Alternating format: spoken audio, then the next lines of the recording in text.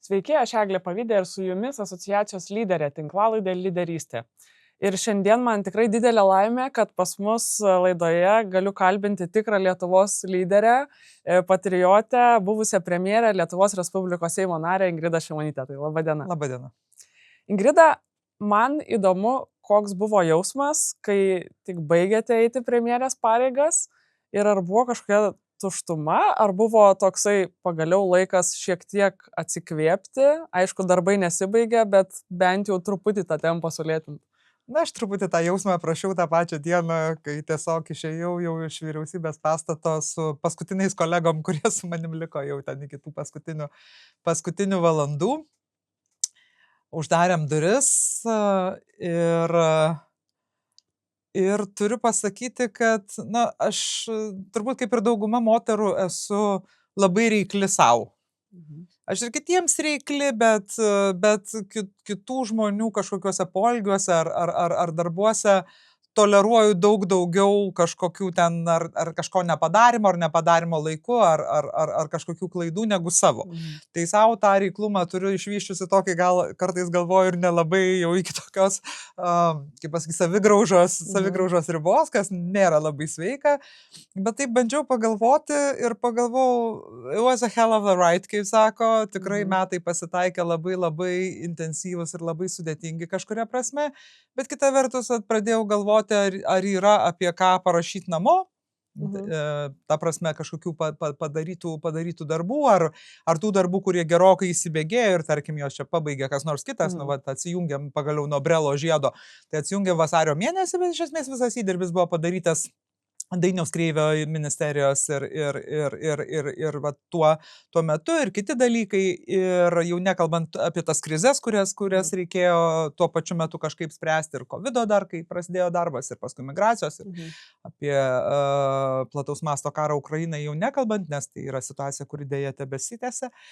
Tai taip kažkaip, na, be jokio kažkokio labai didelio patoso, nepaisant visų va, tų tokių aplinkybių, sudėtingų išbandymų, bet ir Lietuvos ekonomikai tai buvo turbūt pats geriausias laikas per beveik visą nepriklausomybės istoriją, ypatingai 24 metai, ir žmonėm, ne emociškai turbūt, nes emociškai visiems ta saugumo situacija slegia. Aišku, kad buvo laikų, kai to taip aštriai nejutom, bet bent jau ekonomiškai ir pagal perkamąją galią ir pagal kitus parametrus. Ir taip kažkaip, na, buvo toks neblogai padaryto darbo jausmas. Taip, nesakysiu gerai ar labai gerai, neblogai padaryto darbo jausmas. Ir man jisai patiko, ypatingai turint minty, kad, na, tą darbą dirbant, kaip ir bet kokį darbą dirbant, neišvengsite kažkokių klaidų, konfliktų, kažkokių nesusipratimų, dalykų, kurių galėjai nepadaryti, žodžių, kurių galėjai nepasakyti ir taip toliau ir panašiai.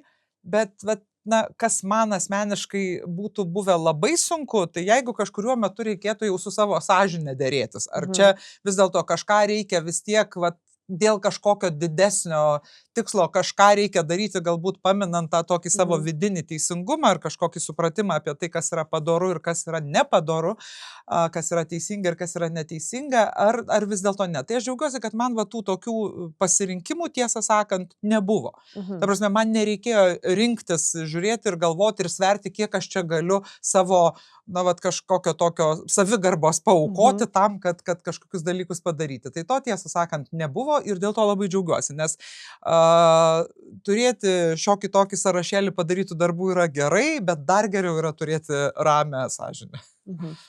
Kai įmonėse keičiasi vadovas, dažniausiai tai yra planuojama, galbūt kažkokia net įpėdinystė, galbūt yra apmokamas tas vadovas. Tuo tarpu čia yra visiškai kitaip ir greičiausiai tu tą vadovą net matysi ne tą naują, kurį norėjai.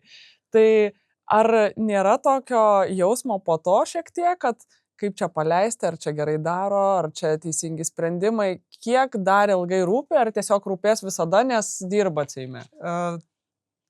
taip, bet nėra kažkokio tokio, žinot, liguisto dalyko, kad čia buvo mano ir dabar manęs ten nėra ir aš kiekvieną dieną žiūriu, ką premjeras daro, su kuo jis susitinka, ką jis kalba ir taip toliau panašiai. Nieko panašaus, natūralu, kad kaip Seimo narė, dirbanti opozicijoje, kurios darbas yra prižiūrėti valdžios darbą, vis dėlto jį kritikuoti konstruktyviai, tada, kada yra pagrindo palaikyti, tada, kada sutampa požiūriai. Tai be jokios abejonės negali iš tos darbotvarkės išsiimti, tiesiog negali. Bet labai svarbu yra paleisti tą prasme, kad nebandyti kažkaip įsivaizduoti, kad tu vis dar ten kažkaip esi, ar tu ten grįši, ar ten kažkaip būsi. Politikai tą daug paprasčiau priimti Lietuvoje, todėl kad tu ką visada žinai pagal bet kokią konvencinę logiką, kuri vyksta jau 35 metus, kad vyriausybė visada keičiasi per rinkimus, niekada nėra buvę kitaip. Ir gal bus kada nors, norėčiau tikėtis, kad kada nors bus tokia vyriausybė, kuri gal ir nepasikeis, bet vis dar tas preferencijas rinkėjų renkantis taip labiau, kad baudžiam tuos, kurie dirbo ir dabar pabandysim tuos kitus ir pažiūrėsim, ką jie padarys, nors jie jau yra anksčiau buvę ir buvę bausti. Pabandom iš naujo, kaip Eurovizijoje. Taip, kaip Eurovizijoje, tas pabandom iš naujo, tiesiog toks yra dėsnis. Tai tą suprasti yra labai nesudėtinga ir ten kažkaip įsirėžti į tą kėdę ar kažkaip čia mąstyti, kad tai yra labai neteisinga ar kažkaip, tiesiog taip yra. Ir dėl to, kai taip tą dalyką vertini, tai nėra čia kažkokios labai didelės dramos. Tiesiog vertini tai kaip natūralų procesą. O toliau jau viskas priklauso nuo to, kaip naujos tos konfiguracijos susidėlioja. Čia Lietuvoje buvo ta istorija, kai turėjo tarsi vienas žmogus žadėjęs būti premjeru, paskui nebežadėjo. Taip, sakyčiau, numenkino tas moteris ir ypatingai moteris, kuriom yra virš 60, nes iš tikrųjų tokių yra puikių moterų toje amžiaus grupėje, kurios Europos komisija valdo ir daug kitų labai atsakingų pozicijų. Bet tiek to. Tai man atrodo, kad tiesiog reikia suprasti, kad tu dabar esi kitam vaidmenį, tu tiesiog jau iš kito taško į tai žiūri, tu neturi dirbti ministro pirmininko darbo, nes yra ministras pirmininkas, kuris šitą darbą dirba geriau, blogiau, jeigu blogai dirba, kritikuok, bet tai yra normalu. Supratau. O iš kur kyla motyvacija, iš kur jos ėmėtės ir iš kur, nežinau, ryžtas, kantrybė, kai ta aplinka, su kuria jūs dirbat, ne visada būna logiška, ne visada būna valstybiška net kartais. Iš kur kantrybė ir iš kur motyvacija? Mano motyvacija yra iš kovo 11-osios. O tas gali skambėti kažkaip ironiškai, kažkam gali skambėti kaip didelis labai patosas ar čia kažkas tokio, bet man tai yra visiškai tikras dalykas, todėl kad kai Lietuva atgavo nepriklausomybę 90 metais, kai buvo paskelbta nepriklausomybė, man tai yra dienų diena visam gyvenime ir niekada nebus tokios dienos. Kai aš gimiau, aš to neatsimenu ir, ta prasme, šiaip niekada labai ten savo gimtadienių nesureikšminau. Ir man tai yra tokia diena, kuri yra pati svarbiausia ir metuose, ir šiaip gyvenime, jau ta 90 metų ir gyvenime, nes aš ją mačiau. Aš jau buvau pakankamai suaugusi, paauglė, bet jau turėjau savo nuomonę apie viską ir pakankamai tokios nuovokos, kad suprasčiau, kad čia yra labai didelis dalykas ir man tai buvo labai brangu ir man tai yra labai brangu ir, kaip tai beskambėtų, mane visą laiką motyvuoja mano šalies progresas. Tai yra valstybė, kuri atgimė, aš mačiau, kaip jinai atgimė, aš norėjau, kad ji būtų sėkminga, ir velnias ji yra sėkminga.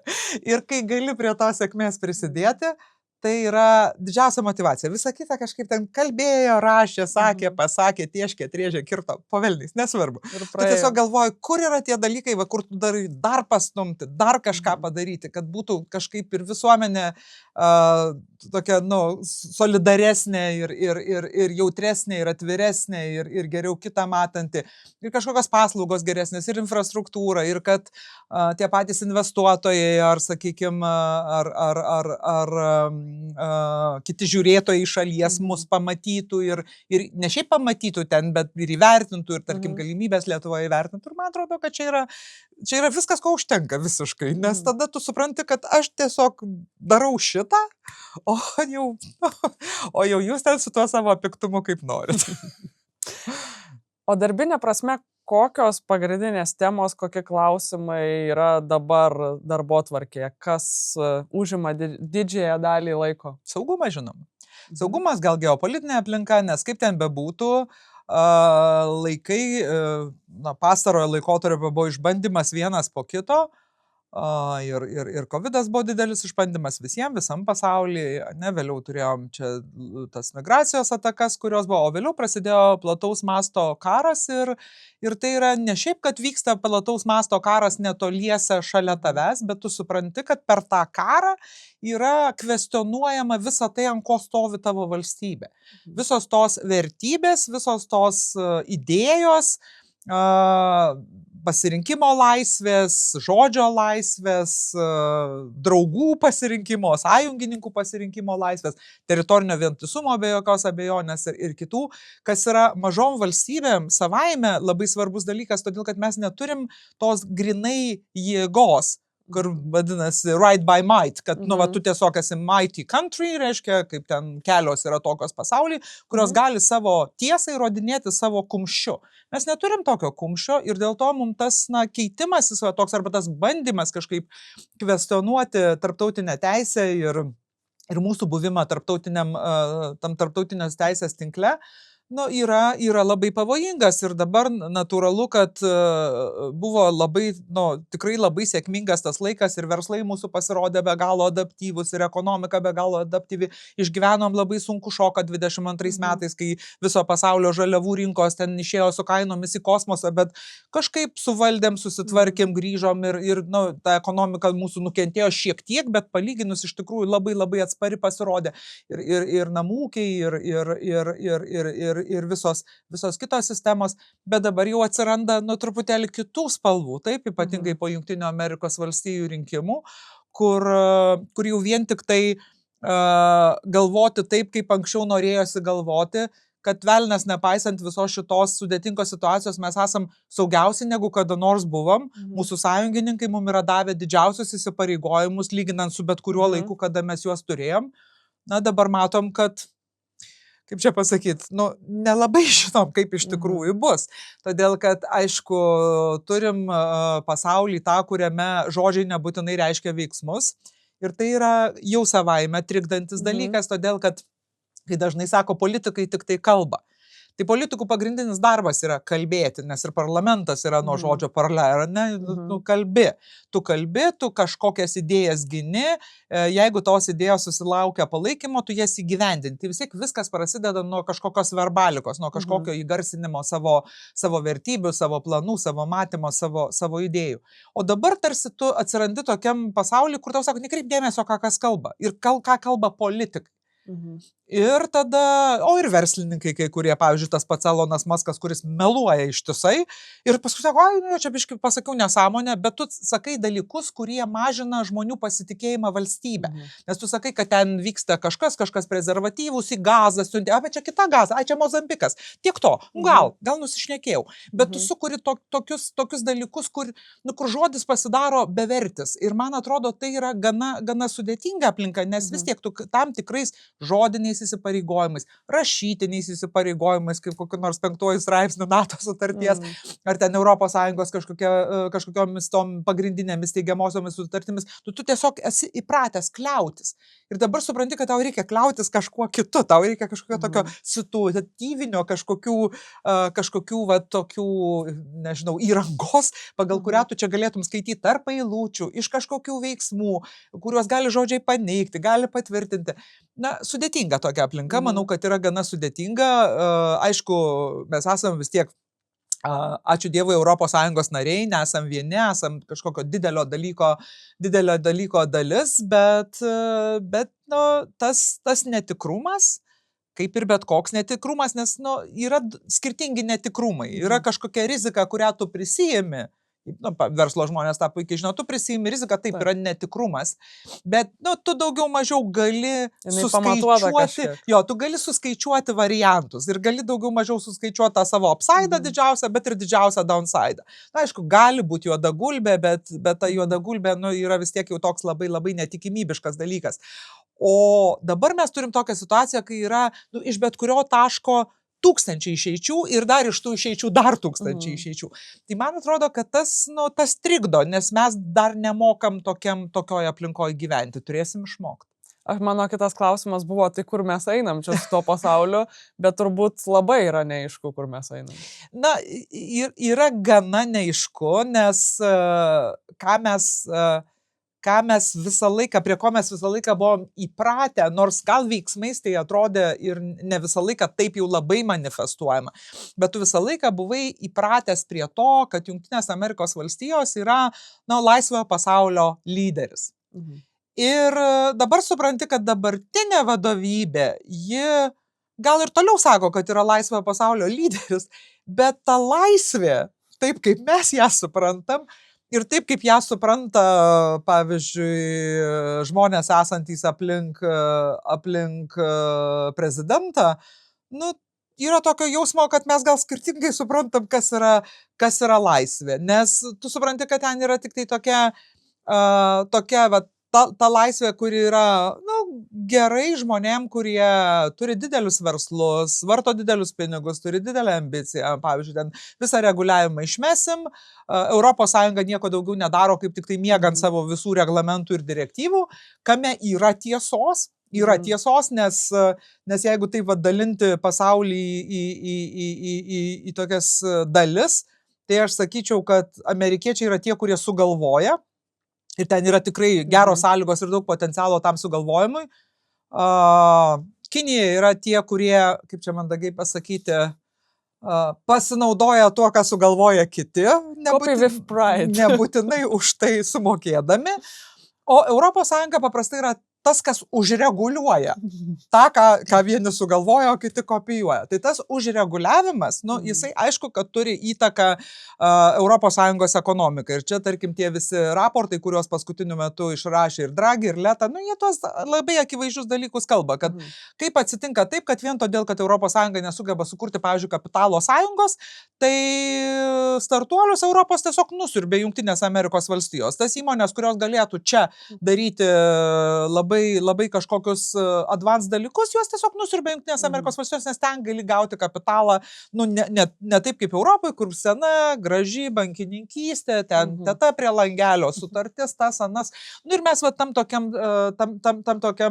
senam pasauly, ne veltui esam senasis pasaulis, tam senam pasauly ir gyvenam. Tai tame, kas yra sakoma, šiaip yra daug tiesos, bet du dalykai gal trikdo, kad tai yra sakoma tokiu labai paniekinančių tonų, ko niekada anksčiau nebuvo, nes vis tiek turbūt buvom įpratę laikyti vieni kitus sąjungininkais ir ne veltui yra žodis transatlantika, kas reiškia Jungtinės Amerikos valstijos ir Europos Sąjunga. Tai kažkaip priekaištai labai teisingi, ES daug praranda, dėl to pati ES daug praranda, dėl to gerai, jeigu susivoks, kad tą reikia keisti ir galbūt ta dabartinė situacija ir bus toksai nemalonus niuksas į nugarą, kad tiesą sakant, ne tik, kad susivoktų, bet ir pradėtų realiai daryti. Bet, nėra malonu tokį dalyką staiga išgirsti iš žmonių, kurie bent jau žodžiais visada buvo tavo sąjungininkai. Taip, mes čia galim turėti tų tokių širdylių desių, juk po antrojo pasaulinio karo per sovietų okupaciją daug lietuvių laukė, kol Jungtinės Amerikos valstijos ateis ir išvaduos Lietuvą. Niekada netėjo ir neišvadavo, kol mes patys neišsivadavom 90 metais. Ir tai mus dar tada bandė kažkaip įkalbėti, likit ten toj Sovietų sąjungai, dabar bus geresnė, gražesnė, skanesnė, ten bus geresnis kalėjimas, gražesnės sienos ir taip toliau ir panašiai. Tai ačiū Dievui nelikom, ačiū Dievui tą savo vietą atgavom, išsikovojom. Bet bent jau visada, tu žinoj, kad čia yra tiltas, kuris turi dvi kojas. Dabar biškai atrodo, kad anoj pusėj į tą koją, tai kas praeina spiria, tai kokią plytą išsiima, tai ką, jis vis dar stovi. Bet kur link gravituoja, nelabai aišku. Ir kas man nepatinka dar labiau, ir čia turbūt grįžtam prie, tarkim, tų dalykų, kurie ir susiję su, tarkim, tą pačią moterų lyderystę ar kažkokių marginalizuotų grupių, tarkim, visuomenės priėmimu ir pripažinimu ir įgalinimu. Tai kad tarsi taktika, kuri pasirinkta labai daugeliu konfliktinių klausimų, yra, kad kaltas tas, kuris silpnesnis. Tai, pavyzdžiui, tie patys muitai, ne? Kas čia pirmas? Kanada ir Meksika. Tai čia yra tavo priekybos pagrindiniai partneriai, tu su jais daug priekiauji, bet tu paimsi juos ir nubaus. Tada Europos Sąjunga. Kinija, kuri tarsi yra pateikiama kaip priešininkas, bet taip labai palyginus su kokia nors Europos Sąjunga, taip nelabai. Tas pats Ukrainos užpuolimas ir Rusija. Tai neatrodo, kad nors Jungtinės Amerikos valstijos turi visas galimybės Rusijai pademonstruoti labai kietą raumenį, bet atrodo, kad tas kietas raumuo labiau demonstruojamas yra Ukrainai. Tai man čia tas tokio truputį to pati kalta dalyko yra. Ir leksikoje, beje, kalboje, tai tas pasita girdisi, kad kodėl iš viso Zelenskis nuėjo į karą. Tai Zelenskis ne į ką, jį užpuolė. Ir tiesiog tokius dalykus girdėti yra, kaip čia pasakyti, toks labai sarkastiškas žodis bus gaivu, nes tikrai nieko panašaus nebuvo, net ir nebuvo pirmoji Trumpo kadencijai. Matysim, kur tai juda. Pats Jungtinių Amerikos valstijų tas vidinis toksai institucijų, tas overhaul vadinamas, kiekviena valstybė tos dalykus sprendžia, kiekviena valdžia ten atėjusi mažina kokią nors biurokratiją ar kažką bando padaryti, bet tikrai kartais atrodo, kad tikslas nėra pagerinti valstybės institucijų veikimą, o tikslas yra kažkoks kitas, gal savo pasigerinti sąlygas. Ir aišku, visokių yra, kaip tokiais atvejais visada būna tam tikrų ir tų ideologinių pamatų už nugaros, ten pasižiūri žmonės, į kuriuos, pavyzdžiui, referuoja politikai, kokius nors filosofus ar pamastytojus tokius. Yra šiurpių dalykų iš ties, bet aišku, čia gali būti tiesiog toks laiko žymuo, kur iš tikrųjų viskas gravituos, priklausys, manau, kad nuo labai daugelio. Ta prasme, nebus taip, kad priklausys tik tai nuo Jungtinių Amerikos valstijų. Priklausys ir nuo to, ką Europa darys. Jeigu labai išsigas ir pradės tirtėti kampe, tikrai laikai bus labai sudėtingi. Jeigu vis dėlto, kaip pasakyti, priims tą šaltą dušą kaip tokį akstiną veikti, tai tada paradoksaliai gali atsitikti neblogų dalykų. Vyksta karas ne tik Ukrainoje, ne tik kitose pasaulio šalyse, bet ir vyksta informacinis karas. Ir kaip jums atrodo, kaip mūsų valstybės, visuomenė mūsų tvarkosi su melagienom ir kiek vis dar mes esam paveikus ir kokių gal pokyčių reikėtų, kad būtume labiau kritiškai mąstantis, nes net ir pas mus, kas viduje valstybės vyksta, mes matom, kad kažkas gali šnekėti labai didelę netiesą ir tas yra priimama kaip tiesa ir paskui stebimosi, kaip tai buvo netiesa. Bet kaip tą kritinį požiūrį valstybei didinti? Sunku. Iš tikrųjų sunku ir čia nėra kažkokių lengvų atsakymų. Man tenka pastebėti tuos tyrimus, kur sako, kad tai mes čia dar labai neblogai tvarkomės. Gal mes neblogiau tvarkomės su tokia jau nuoga propaganda, kuri ateina tiesiai iš Kremliaus. Ne, jau ten, kur ten myli Putiną ar nemyli Putino. Tai su tokia propaganda mes gal tvarkomės geriau, bet jinai yra labai tiesmuka. Didžiuma tokio pobūdžio kišimosi į vidaus reikalus, jie nėra apie Rusiją netgi dažniausiai, jie yra apie visiškai kitus dalykus. Kaip veikia visa šita propagandos logika, tu imi vidinį konfliktą ir tą vidinį konfliktą eskaluoji. Tai Lietuvoje tų vidinių konfliktų per pastaruosius keletą metų buvo bent keletas labai gerų progų. Covidas buvo puikia proga ir ne tik Lietuvoje, globaliai visur, juk buvo tos visos teorijos, kurios ten ir apie vakcinas, ir apie patį Covidą, ir apie jo kilmę, ir apie tai, kad jo nėra, ir apie tai, kas jį sugalvojo, ir taip toliau ir panašiai. Ir tai čia jau toks, nes čia terpė, kur visi gyveno, ten kai kokie nors chemtrailai, tie vadinamieji skraido po dangų, tai yra turbūt daug žmonių, kurie apie tai negalvoja, kaip ir apie 5G, kurios kiekvieną dieną vartoja ir kažkaip folgos kepurėlių neužsideda. Bet Covidas, kadangi mes visi tame buvom, tai buvo labai lengva rasti tas tokias kažkokias skirtis. Labai panašus dalykai turbūt tie socialiniai klausimai, kurie labai aiškiai tokį visuomenę padalina į kelis dalis, nu, aš Lietuvoje ten kokia nors Stambulo konvencija, ar ten kokia nors partnerystės įstatymas ir taip toliau, tai tu tiesiog lendi į tą vidinį debatą ir tam vidiniam debate bandai košę virti. Dabar manau, kad panašus debatas turi potencialo būti gynybos išlaidų didinimas, nes šiandien kaip tik buvo paskelbta apklausa, kuri labai aiškiai rodo tokį 50-50 pasiskirstimą visuomenėje, bet jeigu tu pasižiūri giliau, pavyzdžiui, kokios yra žmonių politinės preferencijos, ta prasme, kaip atrodo va, tas toksai skirstinys, tai tada pamatai, kad, tarkim, dešiniųjų rinkėjų, nu čia va, ir Tėvynės sąjungos, ir liberalų rinkėjų, nu, ten jau 80% žmonių palaiko, kad reikia didinti gynybos išlaidas, nu, nes tą grėsmę suvokia kaip tikrą. Kitoje pusėje mes turim 40 ir žemiau, gal net 20. Tai dabar jūs įsivaizduokit, yra toks politikas, kuris mato, kad 20% tik tai jo rinkėjų palaiko gynybos išlaidų didinimą. Ką jis iš to darys? Jis iš to darys festivalį. Ir ta prasme, ir bandys visaip tos reikalus jaukti. Ir tame jaukale, man atrodo, čia net ne visą laiką reikia sakyti, kad vat, kiekvienas yra instruktuotas kažkieno dirbti. Tiesiog pati metodika yra labai gerai įvaldyta, pati metodika yra įvaldyta, rask vidinį tą klešą tokį ir tą klešą naudok, o šitą dalyką labai sustiprino dėja, bet socialiniai tinklai. Ir socialiniai tinklai, jie per tą savo algoritmavimą ir kitus dalykus tiesiog žmonės išskirstė labai sėkmingai į tuos du burbulus, kur jeigu Facebooką skaitai, tai atrodo, kad vienas kitą užmuštų. Kai žmonės susitinka kažkur gyvai, tai tos agresijos nėra nei per tiek, bet visiems ta agresija, nu, jinai kaupėsi. Ir dabar, kai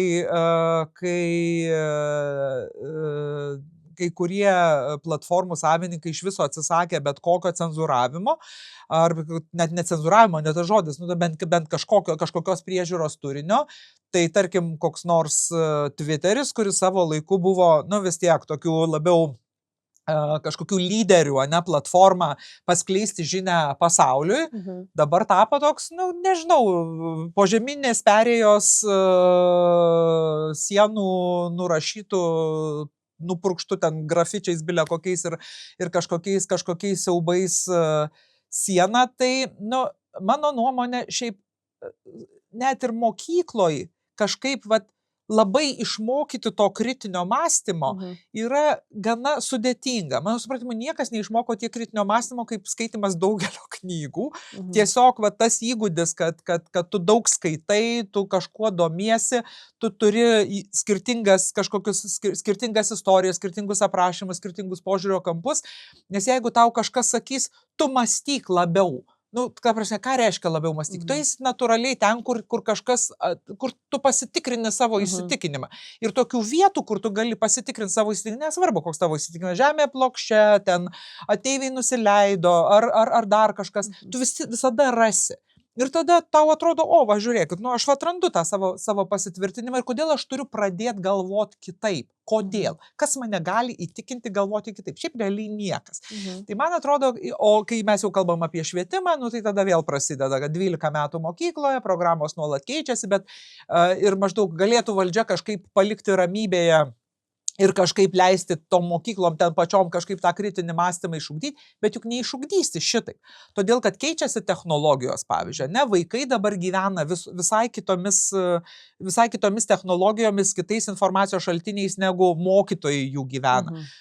Buvau neseniai vienoje gimnazijoje 100-dienio proga ir uždavė abiturientas klausimą, sako, kur ieškoti informacijos. Ir aš, nu, kažkaip bandau tos savo informacijos įgūdžius kažkaip papasakoti ir suprantu, kad daugelis dalykų jam nieko nesako, nes jo tenai tiesiog nėra. Ten Facebook'e kas nors gerai rašo, šitas rašo apie kariuomenę, šitas gerai rašo apie ekonomiką, šitas gerai rašo dar apie kažką, šitas apie dar kažką. Koks Facebookas? Man 18 metų, aš to Facebooką akyse nežinau, kaip jisai atrodo. O kur tik tokia rasti per 30 sekundžių informacijos, ne tiesiog vat, kažką, kas tave užkabliuoja. Ir čia yra taip pat ir tėvų, tarkim, įpročiai, kaip jie suformuoja vaikų iš viso, tarkim, technologijų naudojimo įgūdžius. Ar tam, kad nuo tavęs vaikas atsikabintų, tu jam duodi tą tiktoką ir jis tada tam tiktokę ten ir gyvena visą gyvenimą, ar vis dėlto yra kažkokios ribos, kažkokia higiena, kažkokie įpročiai yra formuojami, kažkas yra kalbama, ta prasme, čia yra labai labai sunkus darbas. Ir man atrodo, kad ta kova, jinai visais atžvilgiais, visom priemonėm, kokias be pasimtum, jinai yra bloga. Todėl, kad tie patys mūsų sąjungininkai vis dar iš Jungtinių Amerikos valstijų, jie mano, kad blokuoti prorusiškus kandidatus Europoje yra žodžio laisvės varžymas. Ir aš kartais apie tai, kai galvoju, ar aš tam pritariu. Aš suprantu turbūt, ką jie nori pasakyti. Nes čia yra jų nuomonė, lygiai taip pat kaip mano nuomonė, kad tai yra Kremliaus tiesiog propaganda, ten koks nors tas rumūnų buvęs kandidatas prezidento rinkimuose, ar kokios nors kitos prokremliškos partijos, kurios beje dar ir buvo finansuotos, pavyzdžiui, Kremliaus kažkada praeitie, tai čia net ir faktai lyg tai tam neprieštarauja. Bet turiu kaip vis tiek toks nereguliavimo šalininkas, o tokio sveiko proto šalininkas, turiu simpatijos argumentų, kad žmonės turi visien kažkaip ir patys nuspręsti, galėti. Bet lygiai taip pat suprantu, kad tokiam sraute, kur tos informacijos yra begalybė, kur straipsnių niekas nebenori skaityti, visi skrolina tik tai antraštės, tas 30 sekundžių yra the key, kad kažkokią žinutę iki kažko prinešti. Čia yra toks naivus galvojimas, kad nereikia visai niekaip kištis ir niekaip reguliuoti. Tai aišku, teisėtvarkos, teisėsauginis kelias yra be galo sudėtingas, todėl kad kažkas turi pradėti teiseną, kažkas turi įrodyti nusikaltimą. Ta prasme, dažnai žmonės sako, kodėl čia rašo bet ką į Facebookus, kodėl jie visi dar nenuteisti. Ne taip atrodo, teisiniai valstybei, kokie mes esam ir tuo didžiuojamės, ne taip atrodo, kad aš pasakiau, kad jis blogai rašo, tai jis dabar sėdės kalėjime. Tu negali sakyti, kad mano vertybės yra demokratija. Visokios tos vertybės būna. Demokratija yra tame, kad mes kažkaip turim sugyventi, aišku, tol, kol tai nėra žala, tol, kol tai nėra nusikaltimas. Jeigu tai yra nusikaltimas, tą turi kažkas pirmą įrodyti ir už tai turi būti skirta bausmė. Tai čia, sakau, toks labai labai sunkus reikalas, kur iš esmės demokratijos nedraugai tuo labiausiai ir naudojasi. Bet čia kur yra paradoksas, kad žmonės, kurie nenori demokratijos, kurie kovoja su demokratija, jie labai gerai supranta, kaip veikia demokratija ir tą demokratiją atsuka prieš ją pačią. Todėl, kad, čia žodžio laisvė. Aš galiu kalbėti, bet ką žodžio laisvė? Gal man iškels bylą, bet mane nuteis po metų, gal po 2. Ir nuteis, duos baudą, pamanyk vaivorykštę, o aš ir toliau savo melus skleisiu. Ir visokių čia tų idėjų yra nuo tos idėjos, kad ES turėtų turėti savo socialinį tinklą kažkokį, kur negalėtum komentuoti su feikinė tapatybė.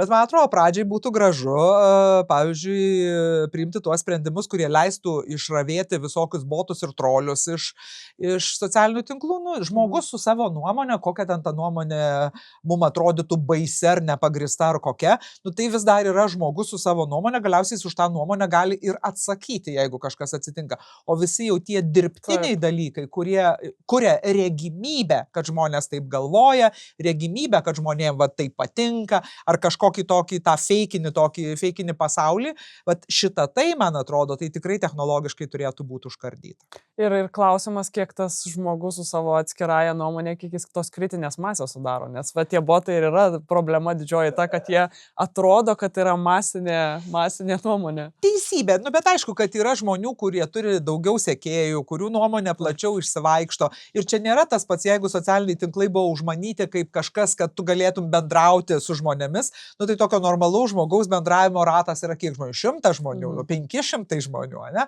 O čia jau tu, aš turiu 100 000 followerių, tai realiai ką parašau, tai 100 000 žmonių gali iš karto paskaityti. Tai mažai, tai daug yra. Tai yra didelė, aišku, ten yra žmonių, kurie man nepritarė, man neseka, bet yra žmonių, kurie pritarė. Tai čia ta prasme vis tiek jau yra šiokia tokia jėga. Bet man atrodo, kad sakau, kaip ten bebūtų, net ir prie tos klaidos, kad tikrai daug didesnė klaida negu tada, kada buvo laikraštis, arba negu tada, kada buvo ten reikėjo kažkokių ten tų sąmokslo teorijų, ten šių su kažkuo kalbėtis ar ieškotis kažkur pakampėm, šito dabar nėra, bet vis tiek tai yra tikri žmonės, nu, su kuriais tu gali palaikyti dialogą.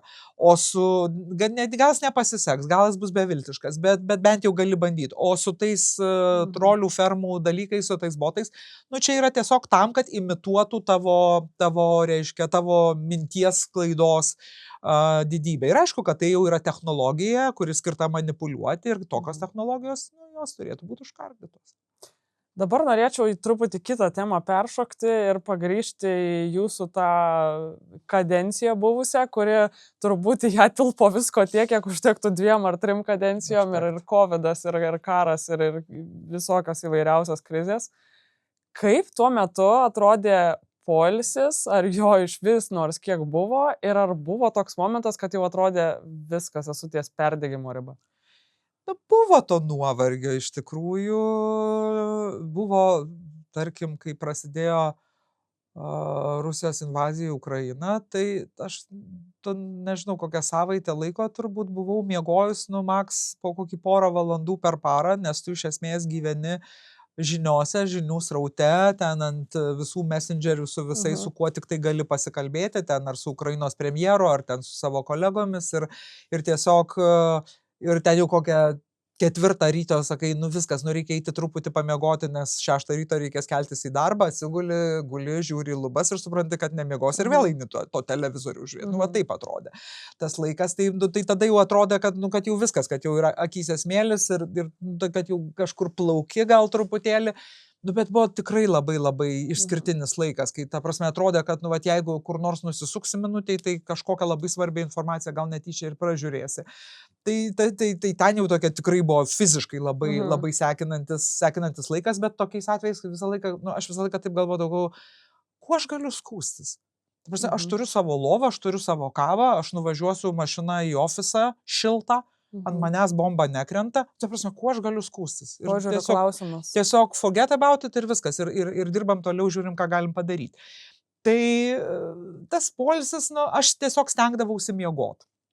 Ir man kažkaip tas sekėsi. Bet, nu, būdavo tokių momentų, kai jau sunkiai užmigdavai, kai ten kokios nors krizės pasitaikydavo, tokios labiau gal net ne darbinės, o kokios nors tokios personalinės, nu, nes kažkaip tada labai daug galvodavai ir galvodavai, ką čia gal nepamatei, kažko nepadarai, kažką gal pražiopsojai. Tai yra buvę ir tokių emociškai labai sudėtingų momentų ir daug tų emociškai sudėtingų momentų.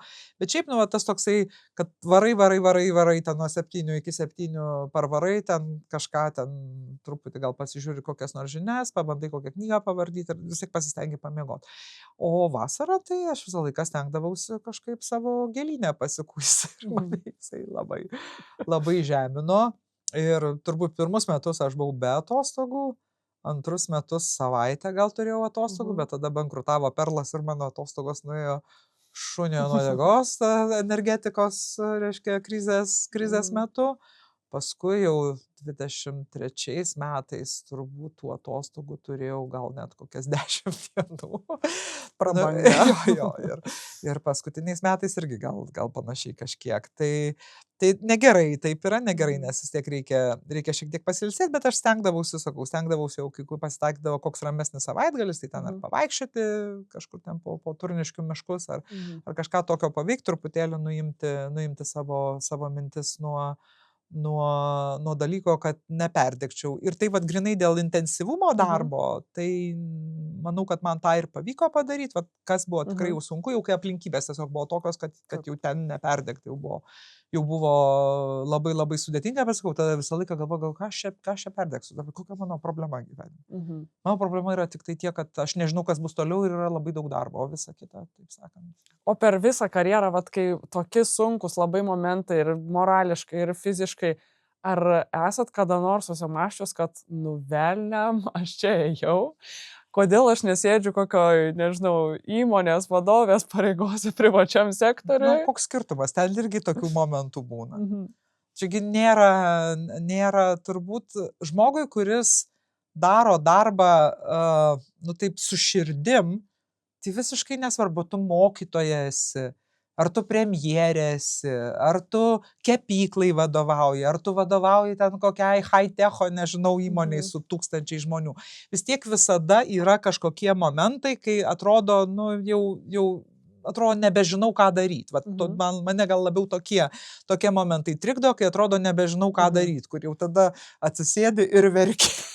tai man nuo pat pradžių tai buvo, kai pradėjo darbą vyriausybės, nu, to prasme, tu matai, kad iki ligoninių to užlūžimo, nu, ten toks, turbūt tarpelis, ir vis veža kasdien, ir vis deda, ir jau atrodo viskas, jau rytoj nebebus kur dėt, kur žiema, gruodžio mėnuo, kur mes dėsim žmonės, kurios reikia kažkaip, ir vieną jau ten kažkurį iš tų pirmų vakarų, nu taip atsisėdau aš ir tiesiog apsiverkiau ir galvoju, nežinau ką daryti, kažkaip, žinai, atrodo, ką bedarytum, vis vien tas rezultatas pasirodys tik po kažkiek laiko,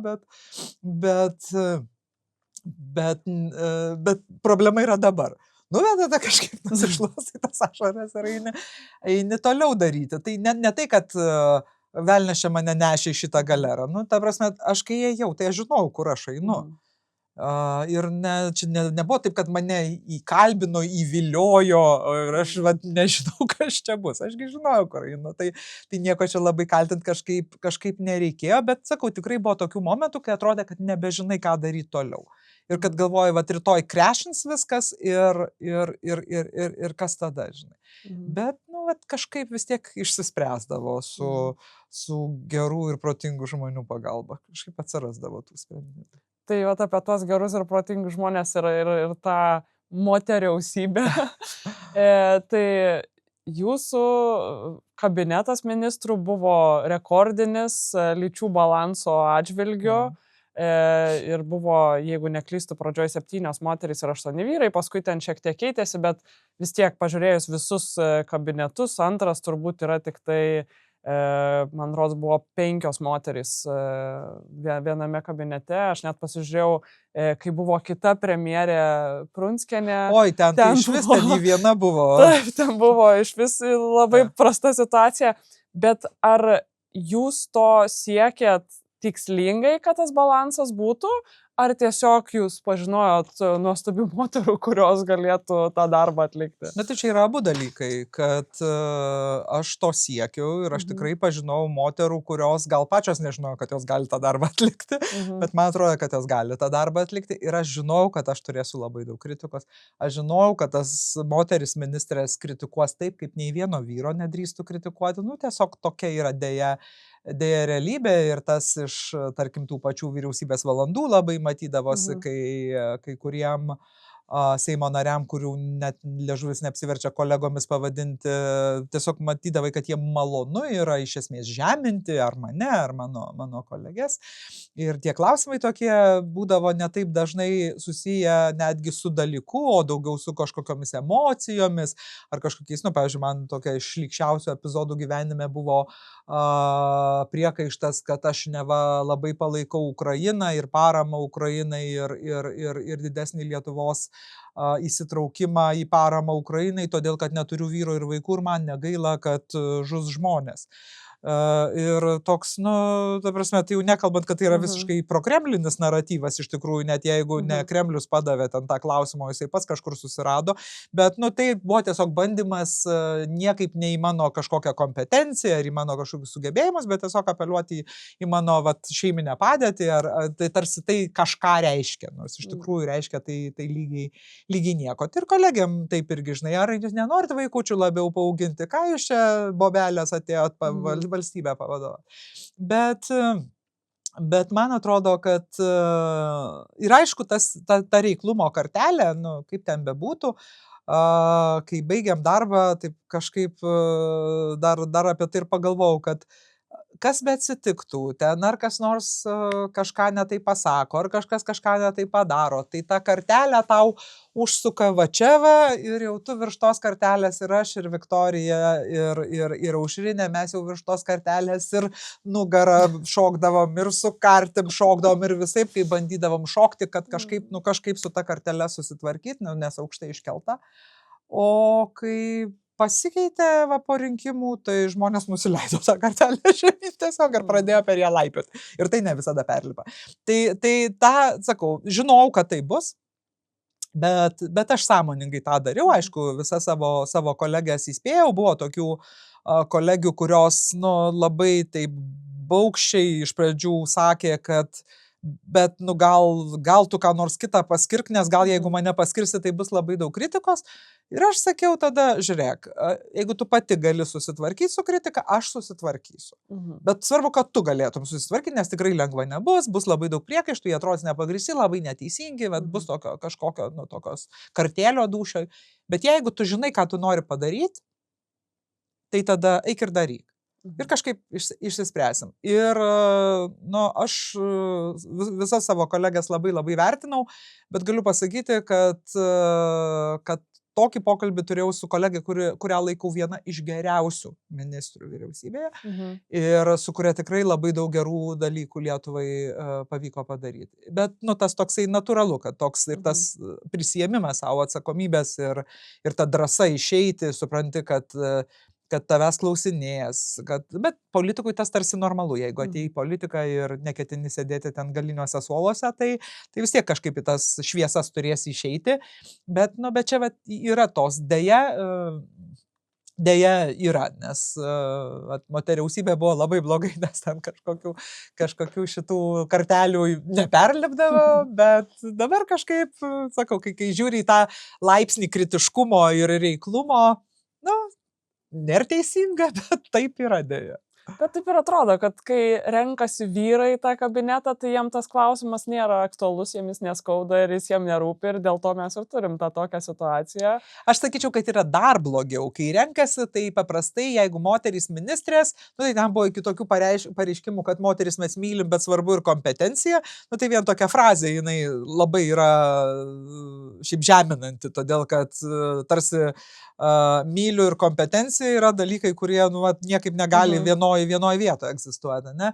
O kitas dalykas yra tas amžinas toksai priskyrimas arba bandymas priskirti moterims sričių, kurios yra tokios moteriškos. Nu, socialinė apsauga, tai supraskit, jums čia imkit tuos senelius, vaikus, neįgaliuosius ir nenčinkit. Ten, čia jūsų toks darbas, jūs čia maždaug šitą ir sugebat, žinai.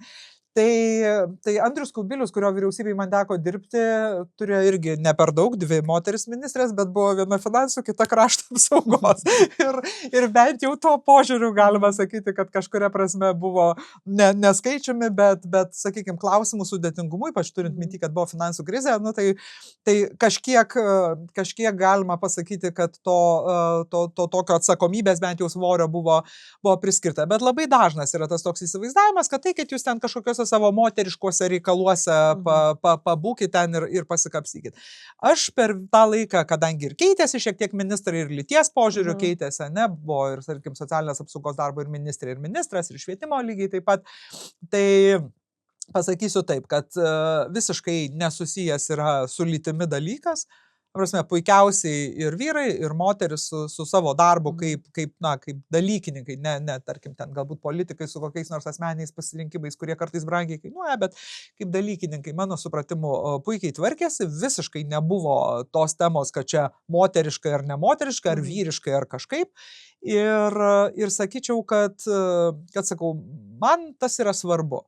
Nes žmonės, kurie yra jauni, žmonės, kurie stebi tą politiką taip truputį iš šono, gal nelabai domisi, jie vis tiek turi matyti moteris pozicijose, kurios yra atsakingos. Ir tai ir versle, ir sakykime, kažkokiose nevyriausybinėse organizacijose, ir ugdymo įstaigose ypatingai, kur mes puikiai žinom, kokia yra dramatiška statistika, kai didžiuma kolektyvo yra moteris, bet didžiuma vadovų iš karto apsiverčia, 80% yra vyrai. Nu, tai tos disproporcijos, mano supratimu, galimybių ribose vis tiek reikia tuos dalykus stumdyti, net jeigu tai tau labai brangiai kainuos. Nes turbūt premjero vyro apsirengimo kur nors niekas nebūtų taip išsamei nagrinėjęs kaip mano, nu, bet jeigu neturi daugiau ką veikti, tai prašom. O kaip manat, ar ateis ir kada ateis pas mus tokia diena, kai moteris galės rinktis, ar jai daryti karjerą, ar jai likti namuose, ar jai gimdyti vaikus, ar jai neturėti vaikų, nes toks jos pačios sprendimas, ir dar visokiausių pasirinkimų ir nebūtų už tai teisiamai, nes dabar ką tu be pasirinksi, tu vis tiek gauni realiai per galvą nuo visuomenės, nes aha, tu sėdi namie, tai tu čia nieko neveiki, čia vyras tave išlaiko, tu darai karjerą, tai tavo vaikai vargšai palikti, tu turbūt jais nesirūpini. Tai čia vat tokiam pasaulyje gyvenam. Tai kaip manot, kiek dar mums reikia laiko ir pokyčių, kad tai... Aš pasakysiu labai negailestingai gal, bet nu, aš tikiu tuo, ką pasakysiu. Tai ateis lygiai tada, kada moteris pačios nustos teisti kitas moteris už jų pasirinkimus. Labai gerai. Nes nemanau, kad vyrai teisia moteris už jų. Taip, yra ten kokių nors gyvenime galbūt nedaug gebėjusių pasiekti vyrų, kuriems skauda širdis dėl to, kad moteris pasiekė daugiau, bet jiems skaudėtų širdį ir jeigu vyras pasiektų daugiau, jeigu tu nesi savikritiškas ir savo pastangų, savo apribojimų, savo kažkokio indėlio nesugebi įvertinti, tai tau visada bus blogai. Ta prasme, čia aišku, apmaudžiau gal kai moteris, bet čia toks, sakyčiau, dalykas jau marginalus. Šiaip daugiausia tokio negailestingumo kitų moterų pasirinkimui vis dėlto turi pačios moteris, kurios kaip tik turėtų būti labiausiai suinteresuotos, nes jeigu jos turi būti suinteresuotos to, kad tu gyveni taip, kaip tu nori. Nori dirbti, dirbk. Nori nedirbti, ta prasme, bet turi būdų, kaip gyventi. Nori turėti 6 vaikus, turėk 16, turėk 16. Ta prasme, viskas yra su tuo fine. Ir niekas neturi kažkokių etikečių tau klijuoti, kad tu esi kažkokiu atveju blogesnė negu kažkokia kita moteris su kitu pasirinkimu. Ir man atrodo, čia yra, kadangi moterų yra lygiai pusė, tai kai pusė visuomenės nebeturės šito požiūrio, tai likusi pusė kažkaip prisitaikys. Nes man atrodo, kad sakau, kad likusi pusė ir taip to požiūrio neturi. Nes, na, aš net ir iš savo patirties galiu tą pasakyti, kad moteris labai dažnai mane labai palaiko. Tokio turi, yra tas solidarumas, jis tikrai egzistuoja ir nėra kažkokia legenda ir mitai, bet yra ir labai daug kritiškų žmonių ir tarp tų kritiškų žmonių nemažai yra moterų. Ir būtent dėl to, kad tu kažkaip gyveni ne taip, kaip ji gyvena. Tai tas live and let live posakis, nu, jis yra šiaip labai, labai teisingas tokiai sklandžiai visuomeniai, nes nėra teisingų gyvenimo modelių, nėra teisingų pasirinkimų, vienintelių teisingų, tiksliau sakant, visi pasirinkimai yra teisingi, jeigu tu kažkieno kito interesų savo gyvenimu nepažeidi. Ir tavo visi pasirinkimai yra welcome, kaip ir vyro bet kurio pasirinkimai. Jeigu vyras nuspręstų auginti vaikus, 16 vaikų, 6 vaikus, bet ta prasme, o kas čia tokio? Manęs tas netrikdo visiškai.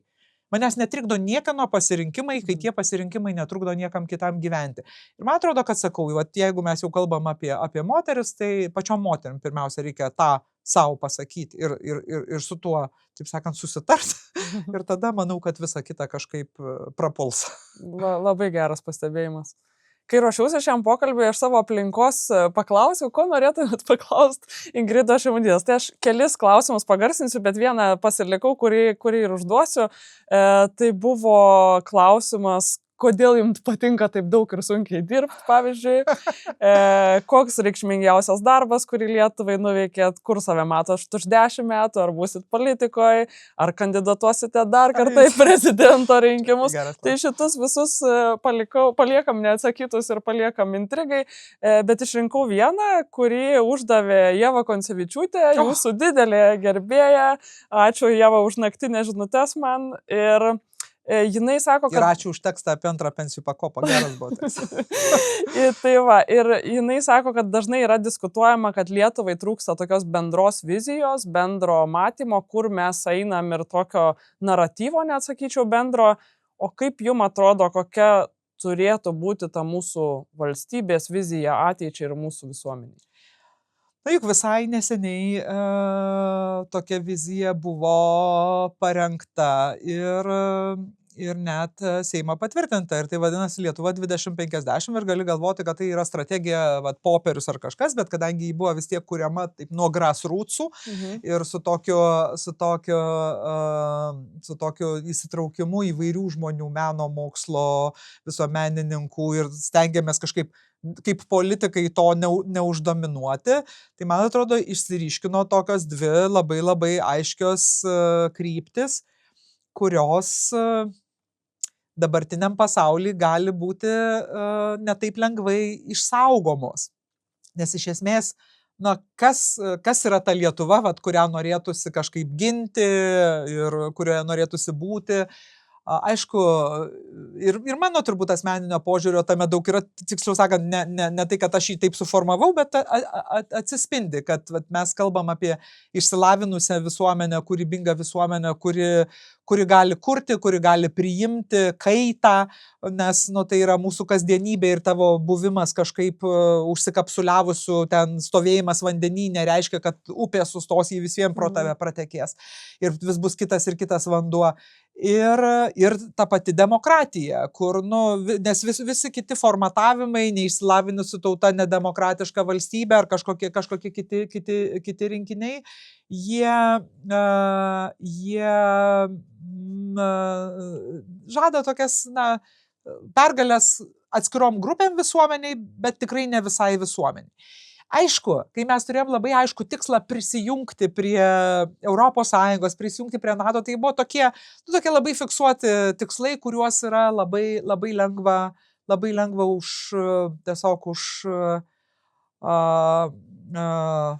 užpensilinti ir jau kai tu juos pasiekėte ir paskui atrodo, kad nebeliko prasmės gyventi toliau. Man atrodo, ta prasmė vis tiek buvo visą laiką labai aiški. Mes labai sunkiai atkovojom savo valstybę 90 metais ir mes privalom išlikti. Mūsų užduotis, kad mes privalom išlikti ir kaip valstybė, ir kaip tauta. Ir tai visiškai nereiškia, kad mes ten turim kažkokias priiminėti kažkokias restrikcijas ar kažkokius nurodinėjimus, kad visi čia turi kalbėti tik tai lietuvių kalba ar negalima rašyti lotyniškų raidžių ar dar kažką. Ne, aš tą plačiają prasme matau mus kaip tautą, kaip politinę tautą, kuri yra susijusi su šita žeme. Ir iš pradžių atrodė, kad mūsų kelias yra tik tai siekti pažangos, ne? Tai dabar man atrodo, kad tokioj labai sudėtingoj aplinkoje, kurioje mes esam, mūsų bent jau trumpo laikotarpio tikslas bus neleisti tiem saugumo tinklam, kurie buvo mūsų tikslai, kuriuose mes atsiradome, ne, prieš 20 metų, neleisti jiems suaižėti tiek, kiek mūsų pajėgos leis tą padaryti, o tam reikės ir partnerysčių, ir draugysčių, ir bendraminčių. Ir žinoma, tuo pačiu metu siekti pažangos. Bet vis tiek galutinis turbūt uždavinys mūsų yra, mums nereikia naujų signatarų. Mes turim 2 komplektus signatarų. Tai visoje šitoje tokioj labai sudėtingoje geopolitinėje aplinkoje, kur labai neaišku, kas iš tų taškų iš tikrųjų išsivinios. Manau, kad mes visi norim, kad Lietuva būtų tas shining beacon, taip sakant, ant kalno ir aš niekiek nebejoju, kad ji tokia bus, bet šituo trumpuoju laikotarpiu, vidutiniu laikotarpiu, 3, 5, 10 metų, mums reikės labai stengtis, labai greitai bėgti, kad mes bent jau vietoje stovėtumėm. Ir turbūt tam reikia savo pastangas dabar labiausiai sutelkti. Tai yra išsaugoti demokratiją ir išsaugoti švietimą ir kultūrą kaip tam tikrą pamatą, kuris leidžia išsaugoti mus kaip tautą. Labai geros įžvalgos ir pabaigai visiškai trumpi keli klausimai. Su kuo iš užsienio valstybių vadovų iki šiol palaikote tokius gerus, net ir, sakyčiau, draugiškus, artimus santykius?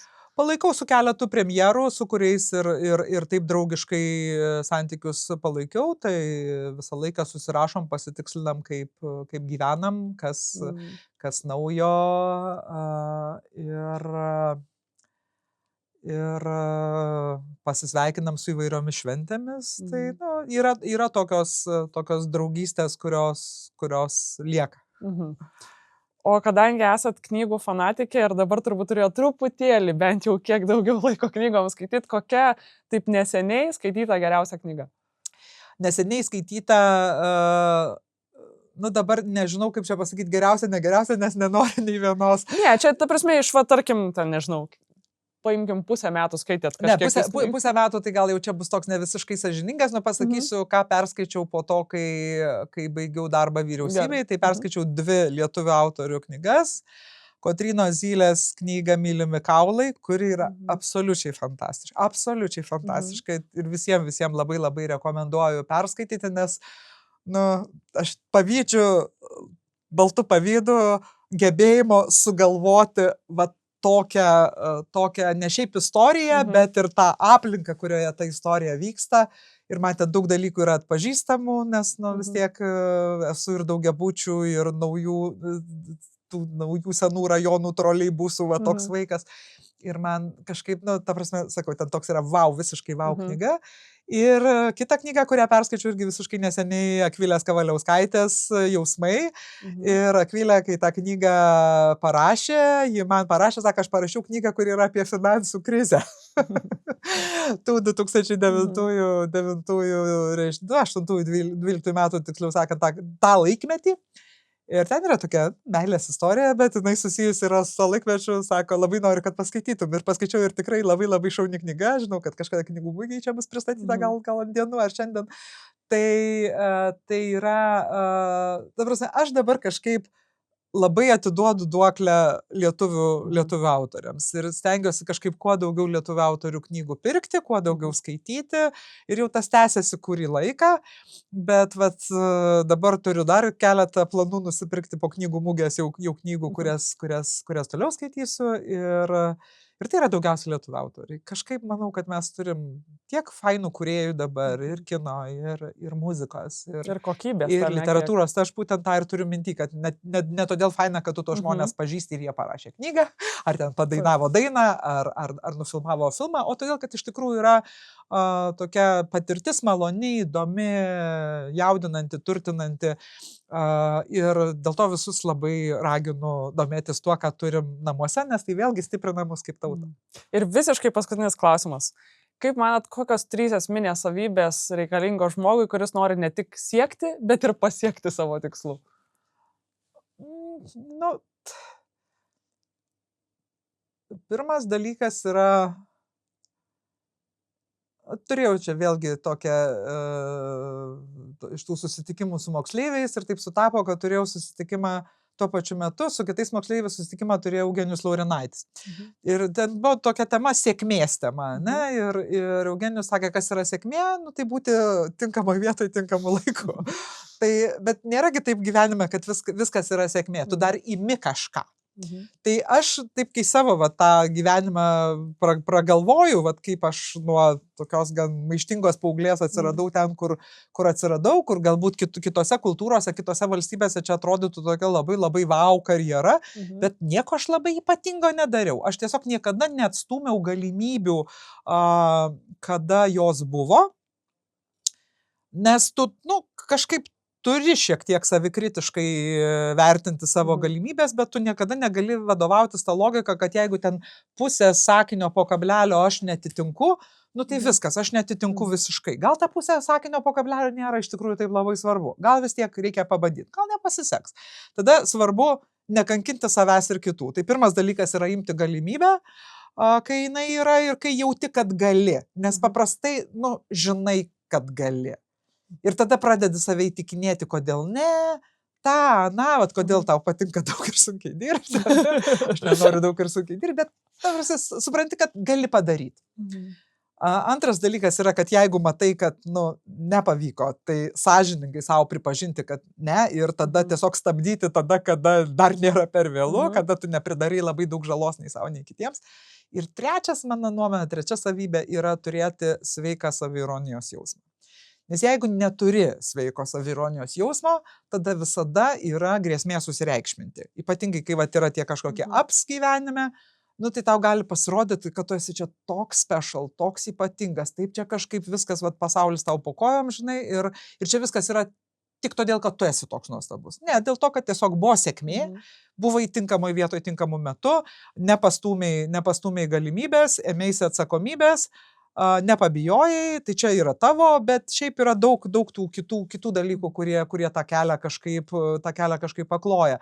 Tai visą laiką reikia tą prisiminti, nes kai žmogus išskrenda į kosmosą ir paskui, jeigu aplinkybės pasikeičia, o politikoje, pavyzdžiui, tai aplinkybės visada pasikeičia, tiesiog toks darbas yra, tai tada yra labai nesunku, nereikia savęs susirinkinėti iš gabalų.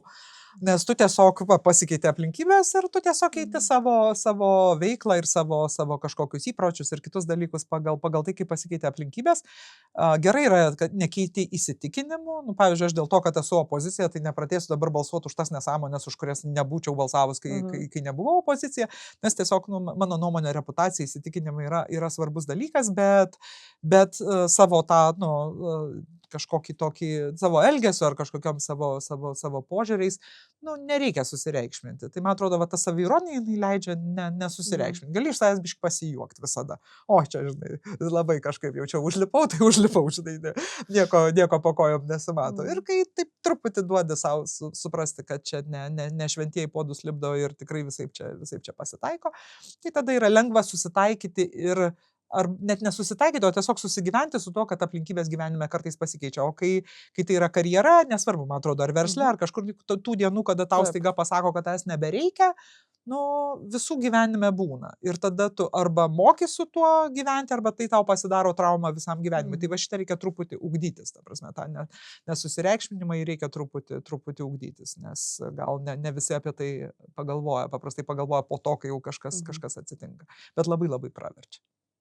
Super, labai jums ačiū už pokalbį, ačiū visiems žiūrėjusiems ir iki kitų susitikimų.